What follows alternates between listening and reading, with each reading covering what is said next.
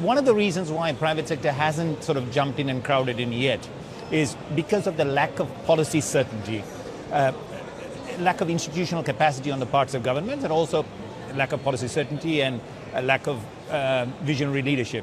Having said all of that, paradigm is changing. We are in a very low interest rate environment. There is a lot of money out there that is looking for stable, solid investment that can give a long-term yield.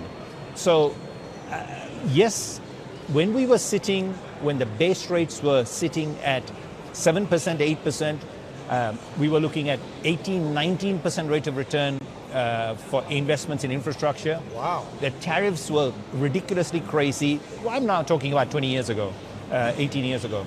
And at that sort of crazy tariff, of course, countries defaulted, and then we said, "Oh, wow, this is very extremely risky. Therefore, we need to have even more." Oh, okay, this is all changed. This is all changed. Back in the day, back in the good old days, yeah. so to speak. No, bad old days. Bad old days. No. What about today, though? Let's say a high risk or riskier country, like let's say Myanmar. What kind of returns should the private sector expect from a place like that? We are talking about basic infrastructure services.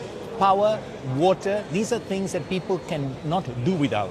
Once you start delivering that reliably and at a cost competitive basis, they will continue to pay. They're not going to switch off the lights and go back to the trees. So, provided there is a track record of governments behaving reasonably sensibly and so on and so forth, I would argue, given where the base rates are today, even with US Feds having put it up yesterday, yes. Even with that, for a country, for the sort of riskiest sort of in the region, if you like, Myanmar, mainly because it doesn't have the track record and so on and so forth, why should it be more than, I don't know, 11, 12%?